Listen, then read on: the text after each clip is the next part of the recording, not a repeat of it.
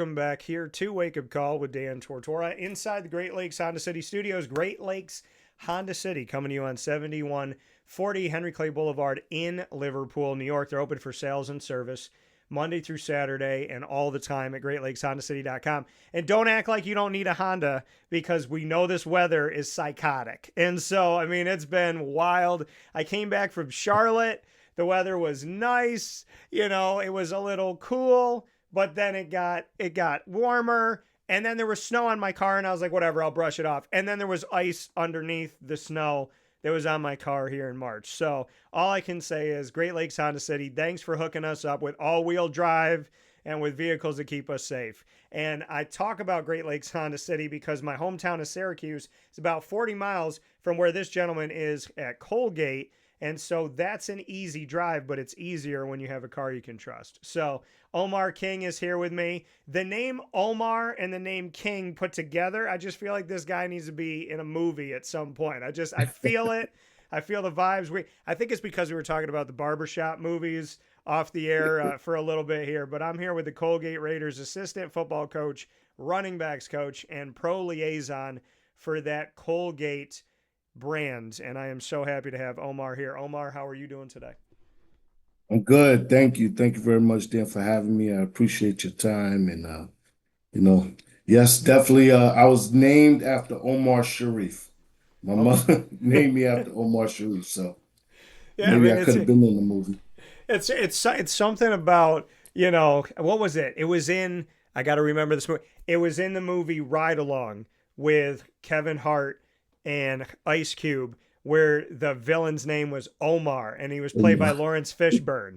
That's where I remember it, Absolutely. because everybody was trying to figure out who Omar was, and Kevin Hart was pretending to be Omar. And then Omar walked in the building and he was like, "Hey, listen to me." And then you hear that, yeah, his Kevin's normal Kevin voice. But yeah, so I mean, that definitely carries something to it. Do you have any nicknames, Coach? Do you have anything that the guys call you? Do they call you King? Oh man. They call me King, Coach King. I'm the eldest on the staff, so they call me OG. Okay. So yeah, I get it all. I get an array of things. Now, your journey, I want to go from the beginning of football to now. So, I mean, where did the love and the passion for football come from for you? And then paint that picture of bringing me from that love and passion to being at Colgate today. Yeah, well, my love really came from growing up in New York. I grew up in Queens, New York, downstate, in Jamaica, Queens. And I grew up, my mother was a Pentecostal pastor, along with my father. And they had a side business, a beauty parlor. So when my mother was away, she was doing things. My sisters took care of me, and they ran the beauty parlor. And I would be in the beauty parlor on a Saturday. Most kids are going out to their pee-wee football games, things like that. We kind of weren't doing those things. I had a little television back in the days. Had a television where when the knobs came off, I had to use the pliers to turn the channel, and I would turn the channel. I get channel 7, and nonetheless, guys like Donovan McNabb, Rob Conrad, all those guys, the Syracuse Yeah. games back in the day used to be on television. And, watching that after them, Notre Dame would come on, just watching all those games. And what I would do is I would get a little bit in me, get a little football in me, and then I go out in the street, in the concrete, play with whatever was, a football, a bottle, whatever I would throw and catch to myself, just to get outside of the beauty parlor, away from the women. And I would do my own thing, playing football, and really that's where football for me really started, watching those old games on television, Well, listening to those guys. like you, I mean, having a pastor and then having a beauty parlor. What was the back and forth between that, right? So you're in church and they're saying don't gossip, and then you go to the beauty parlor and they're out here gossiping. So I mean, how That's it. what was life like between the two?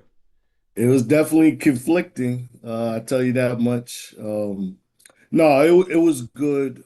I think everybody in my family would tell you that when we were back in the day, we were in church just about every single day. It almost seemed like 7 days a week. And when I get out of school, I had to go right to the beauty parlor. Yeah. For most of my childhood. So you do whatever you have to do. You do your homework, on the floor, whatever it was. I run out to the stores for, the patrons of the beauty parlor, things like that. Try to earn money that way, whatever, and just to get some candy or whatever it was. But that was life as I knew it. That's how I knew it. My father, he worked two jobs. So he was a hardworking man. And there were really no other men around me to take me to do anything with them and stuff like that. So, between the church and then the beauty parlor, I was around a bunch of females. So uh, I found a way to do some, some grown up man stuff. So and I found it through football. And like you said, I mean, what was it? I mean, like just like you said, you'd watch the games, you'd watch Syracuse, Donovan McNabb, Rob Conrad, and whatnot. Like, what is it about the sport of football that just struck you different? I mean, there's that moment where you just know, like, I want to do this thing. What was that moment for you? Yeah, I think what kind of really grasped me was the contact piece of it, hitting people, um, certainly running the football. They were running triple option back in those days. Just watching the ball be pitched out to the running back and him scooting for, 40, 50 yards or whatever it was. Then watching, Donovan McNabb, just the way he ran the football Yeah. and then the way he threw the football, it was like so magical to me that you could do all these things while people are trying to catch you. And then obviously, when I got old enough, I played in the street with my friends, and we would play games like Manhunt or freeze tag, things like that. You try to juke people out and stuff like that. So Yeah. all those things kind of made me want to dive into to the game even more. So. It was just fun. It looked fun. When they played football, when they were on television, you see them on the sidelines, you see them laughing, you see them, whatever it was. It just, they played it with such a high intensity and it just seemed so much fun. And so it just made it something easy to want to be a part of. Yeah, the running back position specifically, because I love the running back position, and I've told people, I said, listen, I respect all the positions on the football field, but there's something about being a running back. And when I was in high school, I was a basketball player. I played, from seven organized, like all the way, and so playing basketball that meant a lot to me, and I was like, God gave me the ability to shoot. I honed that ability. I felt good about that. Football wise, if you put me out, I was like, I want you to hand me the ball and I just want to run away from everybody. Like, I just want to be the one who gets away from everybody and gets to daylight. And I remember being in the hallway right outside the cafeteria, right by the gym. Brandon McInerney from Christian Brothers Academy in Syracuse, he was talking to me and he was like, hey, Coach Casamento at the time, he was like, I talked to Coach about you and how you're like, like you're scrappy, like you get in and out of things. And he's like, I think I'm going to say something to him about you being on the team. Do you want me to say it? And I was like, I mean, I don't know. I guess it's okay. And he goes, Coach wants you to gain. So he came back to me. He goes, Coach wants you to gain 100 pounds. And I went like this. No. So I was like, no. And when I interviewed Maurice Jones-Drew in Jacksonville years and years later, I'm looking at Maurice and I'm like a hair taller than he is. And I'm staring at him and I'm looking at his body and I'm going, that would have been my body. Now he's very agile with his body, but he looks like a tombstone. And That's I wanted no part of that, like I just didn't want that. But I remember, man, I've always loved the running back role and I've just always loved the dart and weave. And I do this all the time and people don't even know this. And it doesn't matter how old I am or how old I get. By the grace of God, I hope my body always works well, Lord, please. And, my faith in God, let's do this. But when I'm at like the New York State Fair and there's a crowd and I'm by myself, I jump into the crowd and I just oh act yeah, like I got a football and I act like I'm trying to get away from people. I still do that to oh this yeah. day. So I got to ask you, Coach, why do you love the running back position so much coming from a person that also loves it? Well, once again, it was just watching guys. So I grew up in the era of Walter Payton, and I started with Walter Payton. Uh, then the Emmett Smiths. My favorite running back was always Barry Sanders. The things he done. Warwick Dunn. I really. Yeah. So when you talk about the size and things like that, when I was coming out of high school, um, I was the size of like Warwick Dunn.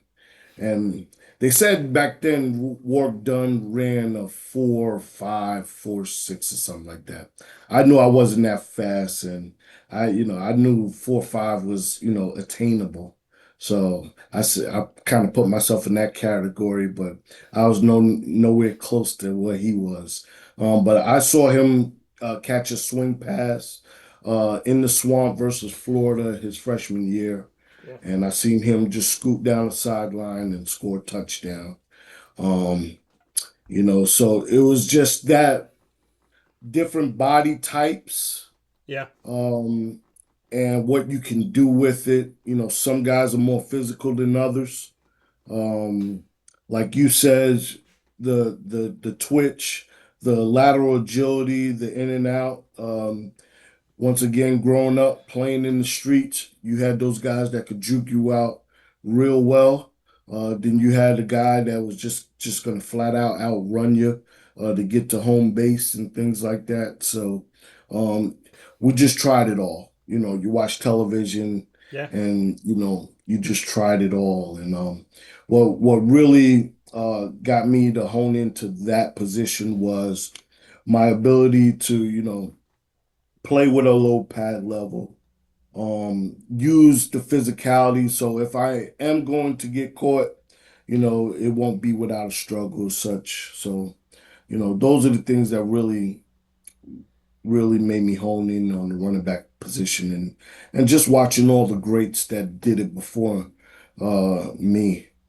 That was real fun to watch. So my eyes were kind of really drawn to those type of guys.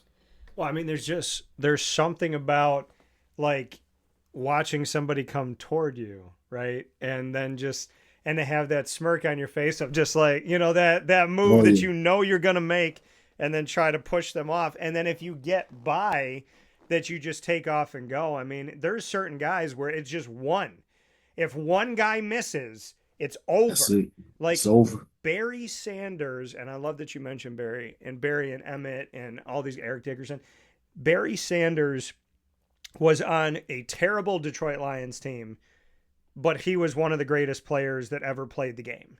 And so Absolutely. that spoke volumes. It was like the team in and of itself is not winning games, but this guy, I remember one day I'm watching a game. I don't know if it was Thanksgiving, but like there's a pile and there's a pile of guys. He gets handed the ball and there's this pile that's like a cave and it's moving. He runs into it. He like runs into the cave. He disappears. And then you're like, okay, where'd he go? Like, are they going to blow the whistle?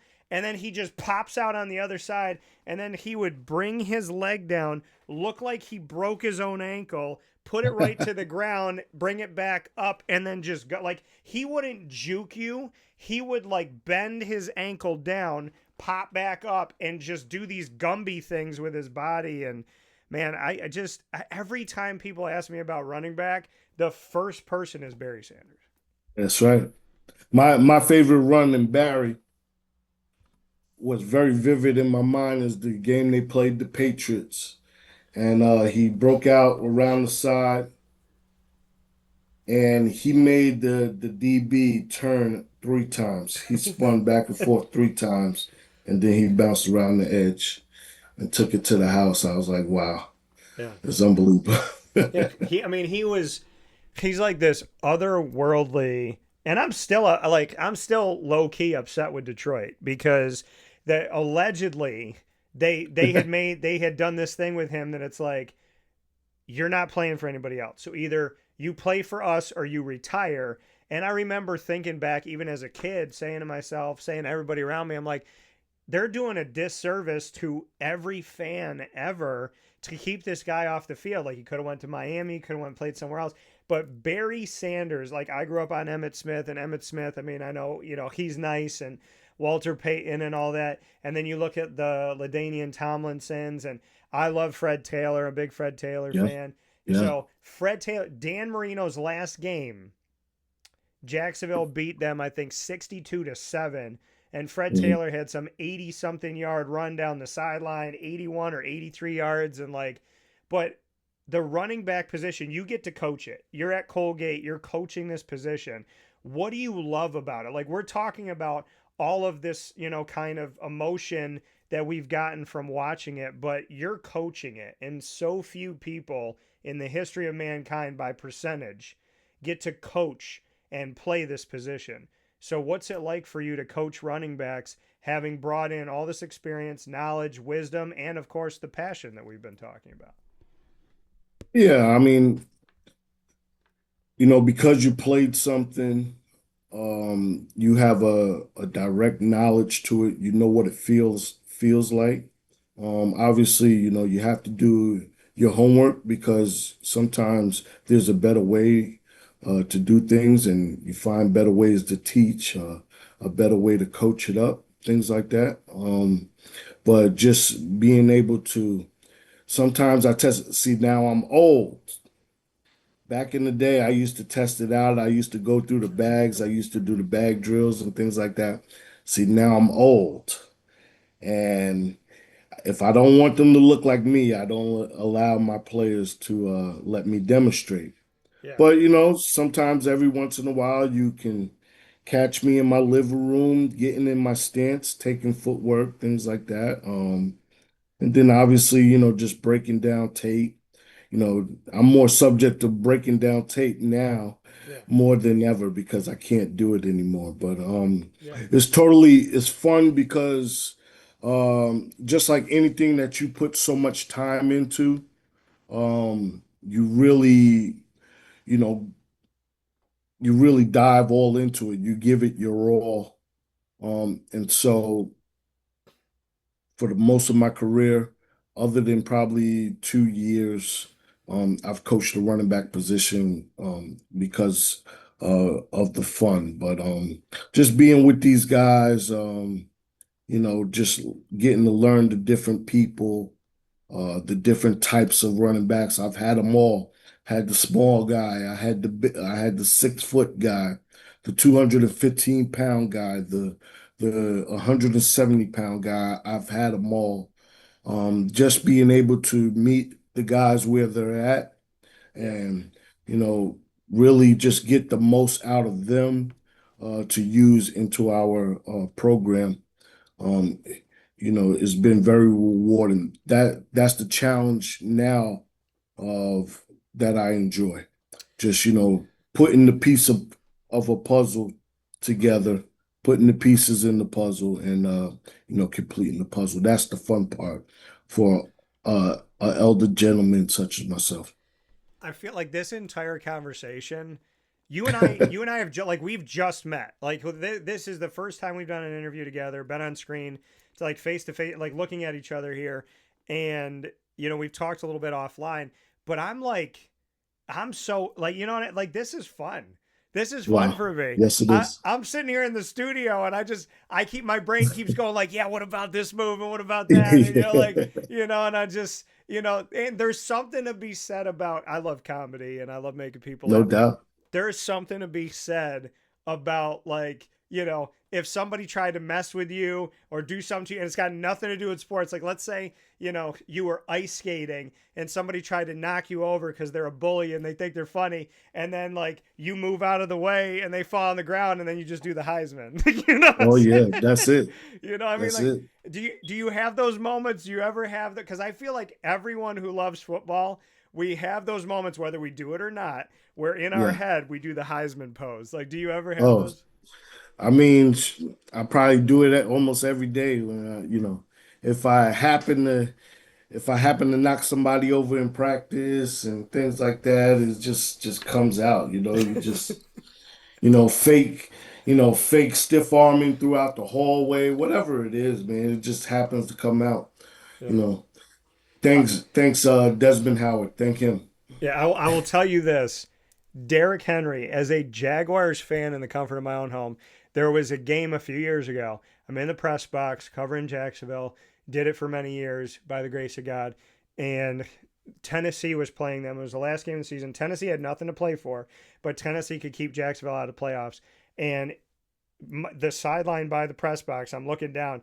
I forget who he did this to, but Derrick Henry came to the sideline, to the left sideline. He sees a dude. He's running. He just puts his hand out, hits the Yep. guy in the helmet, and this guy's running, whole body trying to run next to him. He took the guy by his head and moved him out of bounds. And I remember standing up there going, I'm not a Titans fan, but that's a bad man. I was Oh yeah, like absolutely. Derrick Henry pushed an entire man's force out of That's bounds it. just by That's just it. and while he was still running. I mean, it's not even like he was in place. He saw the guy coming, he's got the football, and he took him by the head and was like, nope. And I mean, I got to tell you, the stiff arm, which you can't do as a defensive player, which is weird to me, but the stiff arm for an offensive player, when you're a Oh running yeah, back and you get out in the open field and it's you versus them, and you can change someone's entire body movement because of your hand,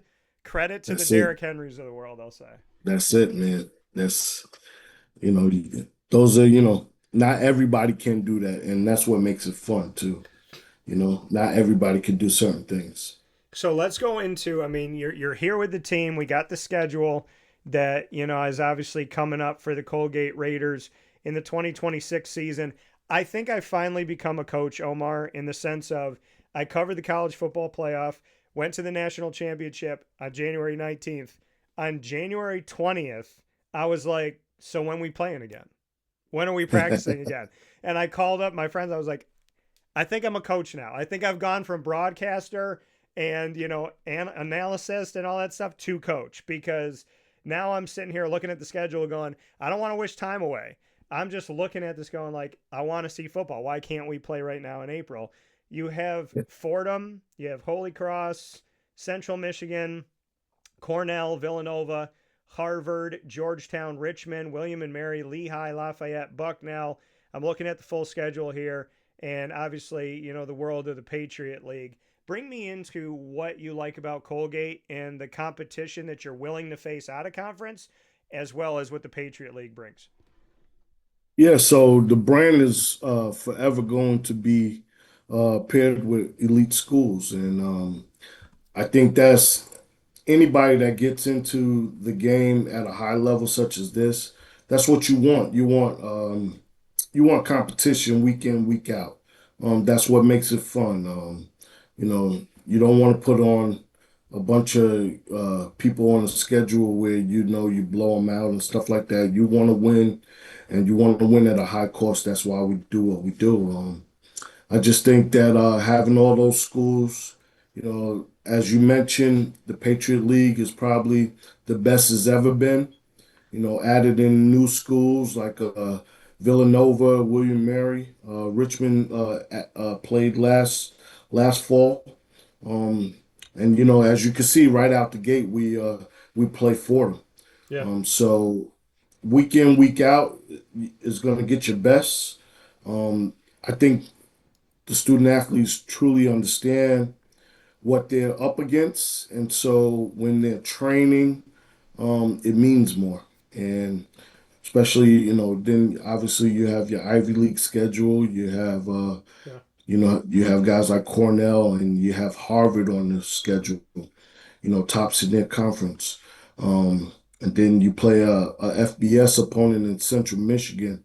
Um, you got to be ready to go. And you got to recruit high level talent athletes. And then two, they have to be physically ready to go. And then, aside from all that other stuff, you have academics. Yeah. You have an elite brand of academics, which here at Colgate is when I say is uncanny what these kids have to do. These people that we have opportunity to work with are extremely extraordinary because of the level of schoolwork that they have to do and playing Division 1 college athletics. Um, is a tough and grueling day, and that's why when they come out when they graduate from a school like Colgate, that's why they make a lot of money because they're very attractive to people that understand the brand, understand the athletics part of it, Division 1, and then the people that understand the level of academics that they have to go through. Who wouldn't want to be around those type of individuals?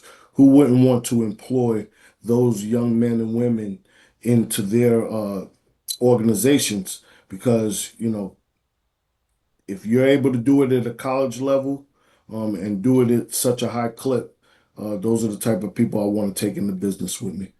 Yeah, and you talk about those type of people. Treyvhon Saunders, I got to see him at Syracuse Pro Day, wide receiver, just blazing speed in the 40-yard dash, and then getting to do a bunch of other things, catch some passes out there. You're also the pro liaison. Bring me into what that job entails for you at Colgate as part of the football program, and what you can say about a guy like Treyvhon as we head into the 2026 NFL draft. Yeah, so as the pro liaison, I really, contact scouts across the country of NFL, CFL, um, UFL, whoever, wants to get onto campus and get a lot of information. And really what they want to find out about the person. Obviously, you could get film to watch these guys on film to see what they do. Yeah. But you really want to get uh, one-on-one meetings with athletic trainers, our strength and conditioning people, out the head coach, advisors. You need to get one-on-one. When you're looking to bring somebody in the NFL, you have to make sure you're getting the right type of person. And when I say a person like Treyvhon, he fits. I mean, everything is a check mark when they come and meet him. um, he only played 6 games for us this season. Um, but all the teams, he was leading the NCAA, the FCS, in reception yardage, before he got injured. He got injured, and before he got injured, most of the teams were in to see him, all the way through the summer into to those 6 weeks into the season. We had teams in just about every week. And when I say the level of impressiveness, that they were very impressed with him as a person, speaking to him and then speaking to the other people about him, his wide receiver coach, nothing but great things to say. When I say this is an elite young gentleman, um, I can't make it up. He is elite, number one in his character. And then when you watch if you look at his grades, if you look at what he's put on his academic transcript, it's elite. And then you go out there and you watch him play football, you watch him practice, it is elite. And then when you go watch him in the game, he's able to back everything up and do it just as he practiced it. It is elite. So when I say I can't talk any highly of a person, Yeah. like I talk about Treyvhon, and he's just that much. He makes me better. So, I appreciate the time being around him. And hopefully, this April, he gets a call. He'll make a camp and he's gonna impress people. 11 catches, 105 yards in the dome against Syracuse. He was no joke in that game against the quote unquote power conferences that some people call it, the autonomy group. Coach, we're going to have plenty more conversations, you and I'm sure, because we've already become, I think we're becoming fast friends. It's easy to Oh, I talk to love it. you. So let's play some rapid fire. Any topic. Let's get away from football. We can ask Oh each boy. other any question. Coaches never get to ask questions, so enjoy this time because no other broadcaster is going to probably give it to you. But you can ask me a question, then I'll ask you. We'll go back and forth for a couple. What do you got? All right, broadcasting. What got you into it? Man, I love sports. I played sports. I collected cards growing up. I have a photographic memory. I'm a storyteller. I've been writing since I was 5. I've written songs. I've written stories. I just love making people laugh. I love showing my personality. I love getting people off the wall and bringing everybody together. I don't see differences like other people do. I just see opportunities. And yeah, I mean, it's just kind of a marrying of every talent that God gave me, as well as liking to think I have a big heart and a desire to help people know that they're noticed, they're appreciated, and they matter. And, I mean, if I can make this world smile and laugh and have fun, then I've done my job, and that's what I try to do. It's pretty cool. I mean, we are more aligned than you. I mean, very similar, all those different things. That's pretty cool, man. I appreciate that. Thank you. Definitely. So, and I look forward to getting to know more about that. We talked a little bit about movies off the air. If you could star in any movie universe, what movie would you want to be in and why be in that universe? That universe, huh? Yeah, like of that string of movie, like anything. Marvel, DC, Bad Boys, you want to be 007, like literally anything. Oh, wow. Okay. That's a tough one. Um, Shoot, I wanted to be in like the program. Okay. I wanted to be in the program or any given Sunday or something. I Okay. love I love sports movies. Um, you know what? I wouldn't mind the Jason Bourne series. That's pretty Okay. cool. All right. Yeah, I yeah. like I But like I'll just tell him where to go. I'm not going with him because You're the that's a guy in the little bit much. chair. Yeah, I'm the guy in the You're the chair guy in the at the chair. computer. Watch it. Watch your six. Watch your six. I'll tell him that stuff. Yeah, I mean that's the thing. You got to everybody needs a guy in the chair. So, Yeah. you'll be the guy in the chair. By the way, any given Sunday, that quote from Al Pacino and like putting that out there like Yeah. afterwards, like That's that was something that caught because I had never seen it. I had never watched the movie throughout. And then when I wow. watched it, because I mean, I'm a Remember the Titans fan. And when I Yeah. watched Any Given Sunday, and I'm like just watching that whole thing and just hearing the speech from Al Pacino. And not only that, but at the end, the fact that that guy was a G. Like he gets up to the podium and he's like, guess what? I'm not retiring. I'm going to go over there and I'm going to run that franchise and I'm going to take that quarterback. And I was just, and when he walked away and he looked at them, I'm like, oh, he's nasty. So like that, I don't know. There's just something about Pacino and the speech that he makes to the guys and just everything that he says. And then at the end, that twist of he's like, I'm not retiring. I'm going over That's here. right. Like that. Fast forward to 2026. Yeah, yeah, yeah. Fast forward to it happens all the time now. So, what's your next question for me?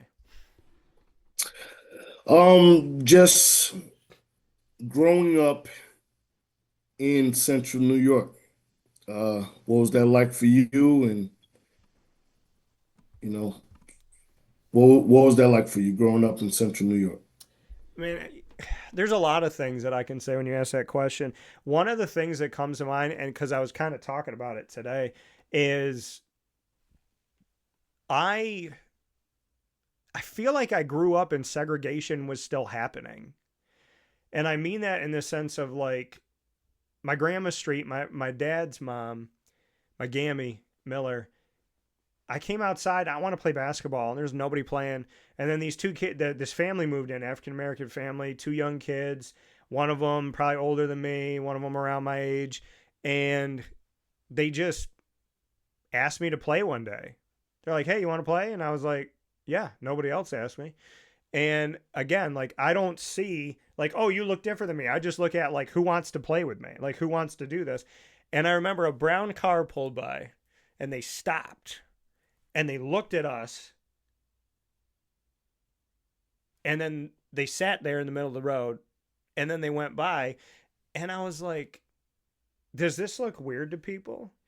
And so I mean, I guess like growing up in central New York, like you still felt that. And when I went to school at Christian Brothers Academy, there was like 770 something students, and there was like two African American kids at the time, LeVar Lobdell and Bruce Williams, really good players in football. And I've gotten to know Bruce a lot over the years. I'd like to know LeVar a little bit better, but like it was just weird thinking back on those times. So I feel like those things I was kind of like, wow. Because there's a kid from Peru, and he came in and he said to me one day, he's like, "Will you eat lunch with me?" I said, "Yeah, man." Because I see what people didn't know and what I didn't know for the first 14 years of my life, because I live a George Lopez life where my dad lets me know things about my life by telling other people in front of me, and then I don't know. And I'm like, why would you keep that from me? So I'm part Hispanic and part Italian. And my dad didn't tell me that for 14 years. My grandma told me, my gammy. And when we were having dinner one night. So I didn't even know. And when this one kid from Peru, when he came to school, he said, "Will you eat lunch with me?" And I said, "Yeah." So I waited for him. And I guess he was surprised that I waited. There was nobody in the hallway. And he was like, "Are you sure you want to eat lunch with me?" And I was like, "Yeah, dude. Like, what are you talking?" I said I would. Like, what are we talking about? And he said, the moment you walk into the cafeteria, your life completely changes. Like, nobody wants to sit with me. No one's going to want to sit with you. And I was like, well, you're not eating lunch alone. So I think those were things that make me feel like I was born 100 years ago. But then the other part of Central New York that I loved is I just remember walking up to a court, and it didn't matter who was out there. Like, you could just go play.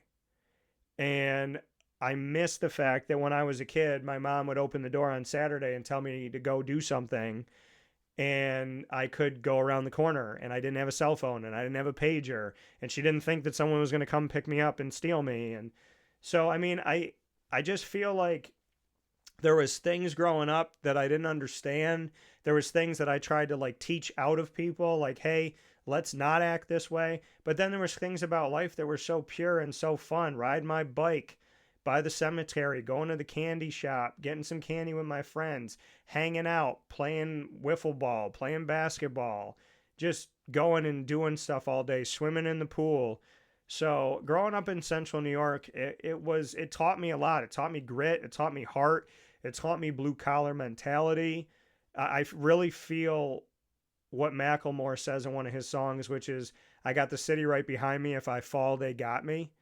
Mm. And I'd like to think that we have that relationship, Syracuse. And I don't know. I wear it as a badge of honor everywhere I go. So I guess it taught me a lot of things. It helped me to grow.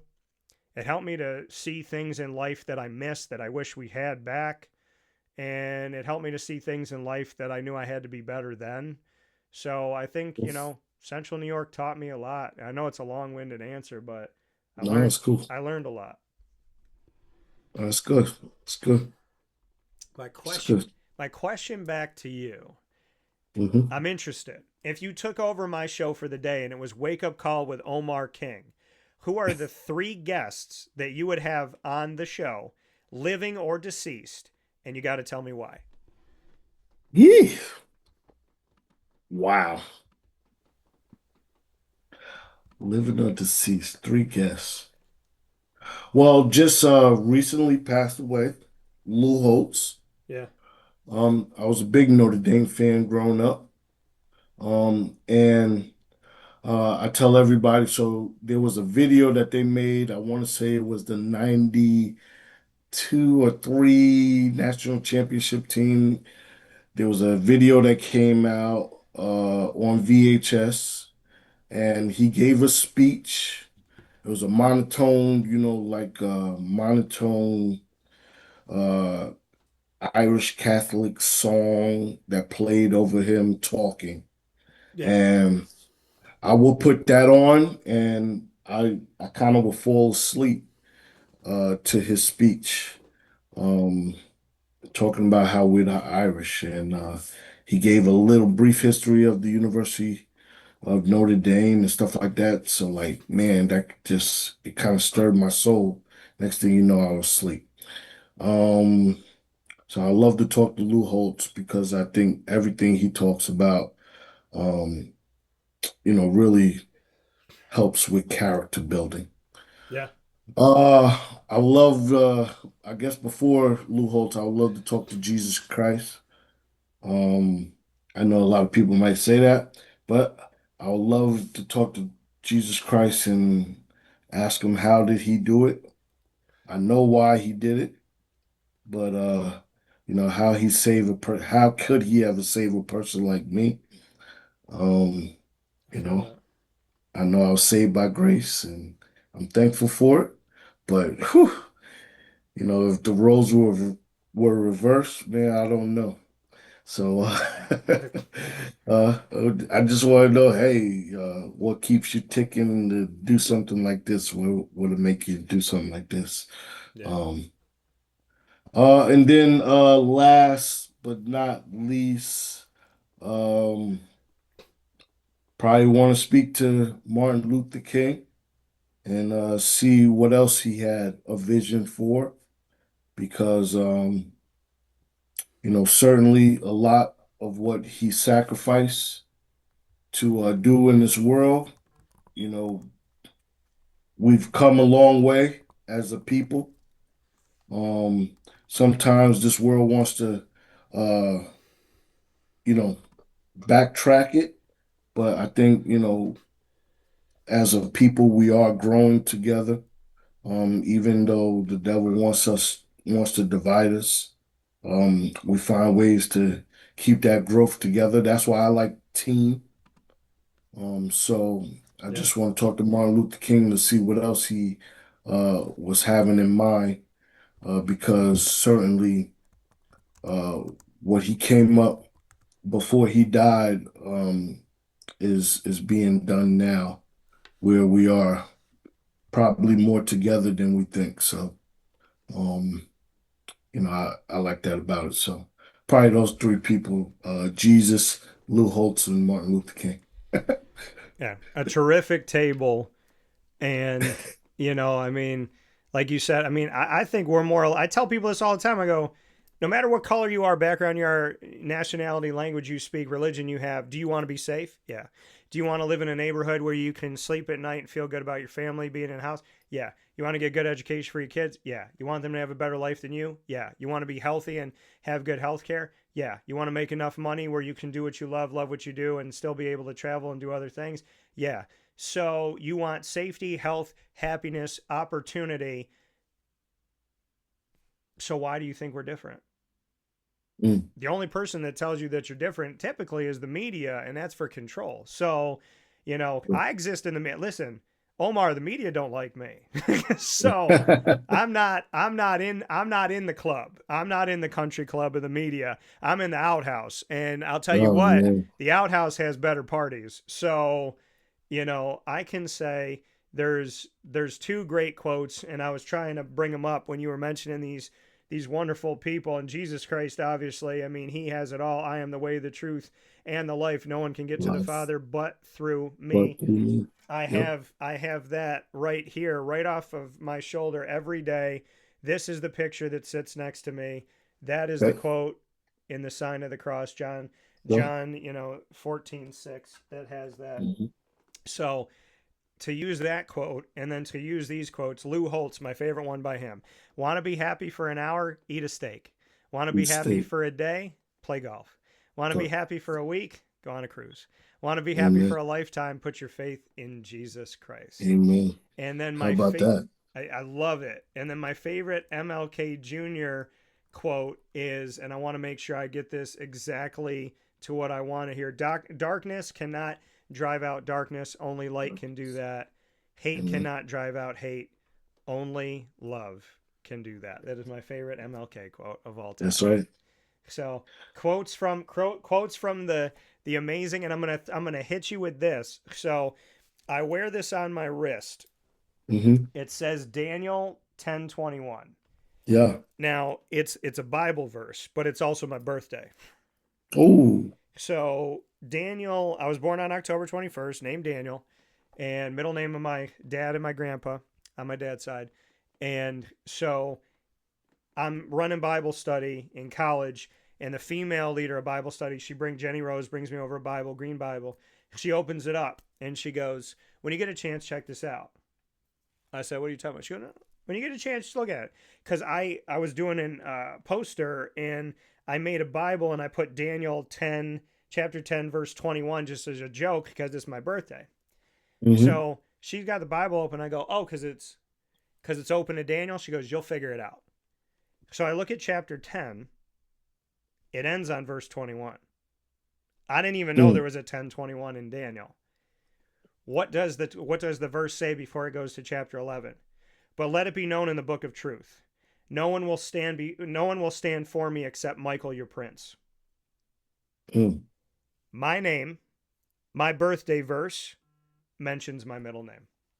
Wow. So when people say, "How do you know that he called you by name and you are his?" My birthday verse of my name says my middle name. Wow. Wow. And you didn't even know. No idea. You had no clue. None. Amazing. Yeah. So I wear it on my wrist every day to remind me that he has called me by name. And every time I think he's reaching out and people say, "You're crazy," I'm sure he's doing that for you. I'm sure he put that on the shelf just for you. I'm going, you know what? When I believe in that, it's not an ego. It's not I'm better than anybody. It is, I know for a fact that every single day he goes, "Hey, I got you." That's right. And he wants me to go, "I got you too." So, I mean, God is great. You know, people say he's good. I'm like, all the time. I think he's great. So, He's great. And he works in such purposeful and amazing ways. And, you know, he just gave me chills all through my body talking about it, feeling my chest right now. No doubt about that. You know, he just does something. So, Omar, I think you and I think this is something that's going to last forever now. I think we're stuck with each other now. Let's do it. Let's do it, man. Omar King, Colgate Raiders assistant football coach, running backs coach, pro liaison, and the guy in the hallway that will stiff arm the heck out of you if you give him the chance to. So he's going to get you. So Omar, appreciate you. Thank you for your kind words about Treyvhon. He was a pleasure to cover at Syracuse Pro Day. And I look forward to hopefully getting to sit down with you soon and maybe get to do some special things with Colgate University. That'll be great, Dan. Thank you very much. So, of course. God bless. You too, man.